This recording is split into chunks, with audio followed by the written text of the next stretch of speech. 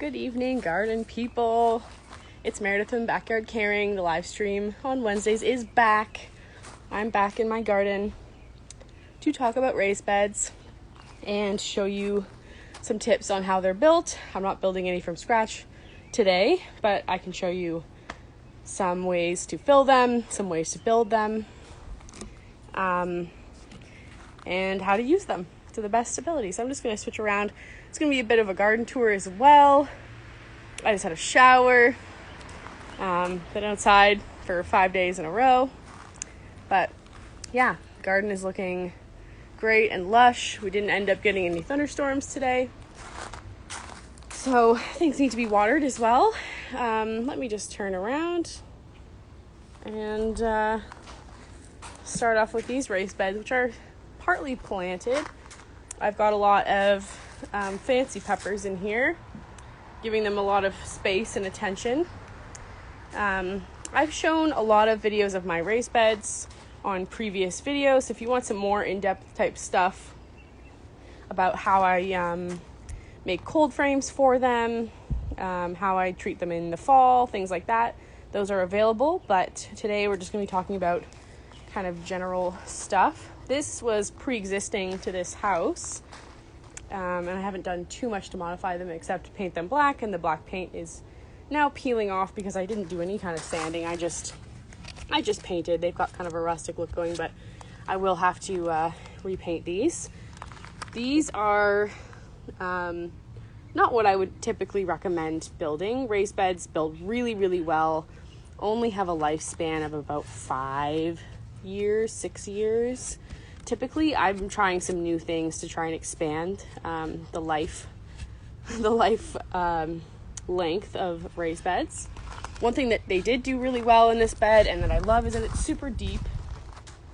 These are like, a 1/2 inch by 5 inch boards. I have pea gravel around my whole garden, around the base. That kind of helps, but the insects still kind of push stuff out around the bottom, and stuff kind of spills out because they're not totally lined up. But what I do love is that they added some boards in the corners and halfway across, because this is a 4x8 raised bed that is nearly 1.5 feet, almost 2 feet tall. They did add some corner boards and some stabilizers, as well as under the soil here. You can't see it, but there's actually a board that runs along the middle, and with a bed this length you almost need to, because it would bow out otherwise. What's really great about adding corner braces, especially on something like this, is that the most expensive part of the raised bed, well, right now, because lumber prices are incredibly expensive, especially for the dimensional lumber I'm about to show you a little bit later, is that filling them with really quality soil can be quite expensive, especially if you're just going straight for a pre-made garden soil compost mix. I usually add a layer, and doesn't actually get up too high. I like having this kind of protection. You can go all the way to the top, but I like that the soil doesn't go all the way to the top. I also am a little bit suspicious of these lines where the boards are connected, and I do get some soil kind of spilling out, water spilling out through those. So eventually these will have to be improved. Along here, there's some soil that has kind of spilled out the edges, but I do love these corner braces. In addition to screwing these boards together, this is what you're going to see, but they're actually screwed to this, which is a great move. It allows you to grow up and add some height. So if you started out with just maybe one board along the bottom and you added those corner stakes, you can actually then add additional boards in the future as you want to invest in more soil.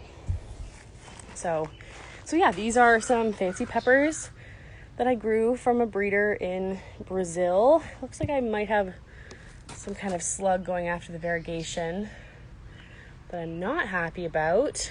So we're gonna have to put some diatomaceous earth out here. Just some random stuff. But yeah, they've got some really interesting hot peppers that I'm excited to see. Yeah, I'm not happy about this. Somebody is chewing. This is new, but that's okay. Weirdly enough, if you torture peppers kind of like that, they will really jump back. So I've got an identical bed over there. This is not what I would consider a raised bed, but I do have these kind of scalloped edging pieces with some raised soil. It's kind of a temporary thing in the garden on this side. If there was a way to stack them, which I guess suppose there would if you lay them on their side. Stones, paving stones, are a great material for a raised bed because they, bricks last forever. Wood, not so much, but wood is going to let you get that immediate height that you can otherwise with like expensive materials. Cinder blocks, there's a rumor that cinder blocks have chemicals in them. New cinder blocks are totally fine to use, but if you do not know the age of the cinder blocks, I do not recommend it because they do have certain curing agents that can leach into your plants. So it's always important to, whatever you're using, the type of wood. Most wood now, even pressure treated, is totally safe. Oh, this big bug just landed on me. He's blending into the rocks. But he's quite big. There's my finger. He's quite cute, but he just smacked into me. Love garden critters going around. What else? I mean, everything else looks kind of crazy. My grass circle, if you follow my other videos, may have seen the progress of this. It's getting a little bit long, so it needs a cut, but otherwise, everything's looking pretty lush. My rose bush, tree-shaped bush, is blooming as of 2 days ago. Actually, a lot of these have come out today. They're absolutely beautiful. They smell great. I love smelling them at night, especially because my chickens are right there and are quite stinky when it's really hot. So now we are going to go to the front where I have some more raised beds. I'm not going to make this video super long.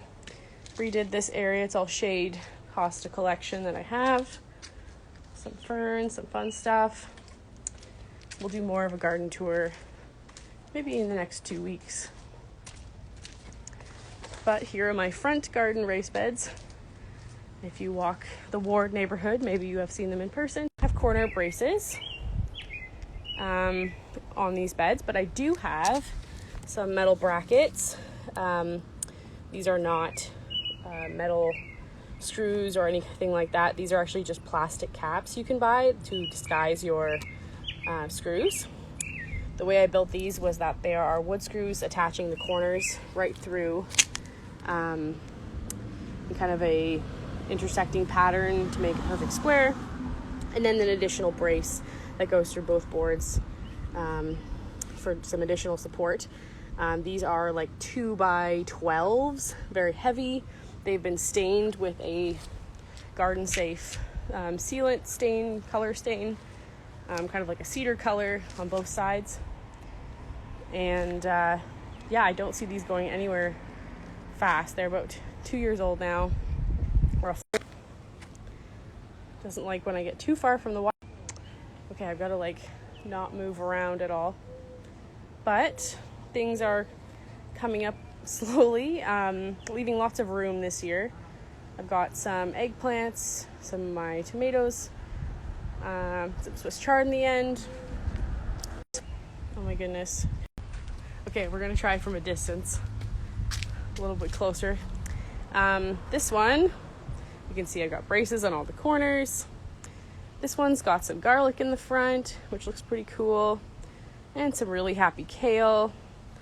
Again, I filled these up with a lot of leaves and not weeds and stuff like that, but definitely just leaves and some of my chicken manure stuff. And then I layered some garden soil and then some compost and then leaves again this fall and then some more compost. And even then, the level has stayed pretty low and I could definitely fill these up more. But this is enough for now. Around them everything is mulched. I've got some hostas out here. But these are full sun. That's how I built them. Pretty straightforward. You just need to make sure you have some deck screws. Does not like when I move away from the modem. I apologize. I should have just put this on 3G, but if I stop it now, okay, now we're on 3G, so that shouldn't happen. Yeah, like I was saying, you are gonna need some wood screws. I recommend a nice thick lumber, as tall as you want. You definitely could add 1x1 corner braces on the inside with some wood pieces. I recommend staining them with some kind of safe eco sealant, just to make sure that you're getting the most out of the life of these. These cost to fill, well, actually the wood alone probably is close to $70, the hardware included. So it can be quite expensive depending on how many you make. But the soil can be upwards of that much if you were to just fill it from scratch. So I definitely recommend a lasagna layering method for filling up your raised beds. And then raised beds obviously let you have the freedom to plant things really close and give everything really good nutrition. They're really easy to keep weeded. I've got some really cute Micro Tom tomatoes growing in here. This is pretty much as big as they'll get, and they don't last forever because they are determinate versus indeterminate tomatoes.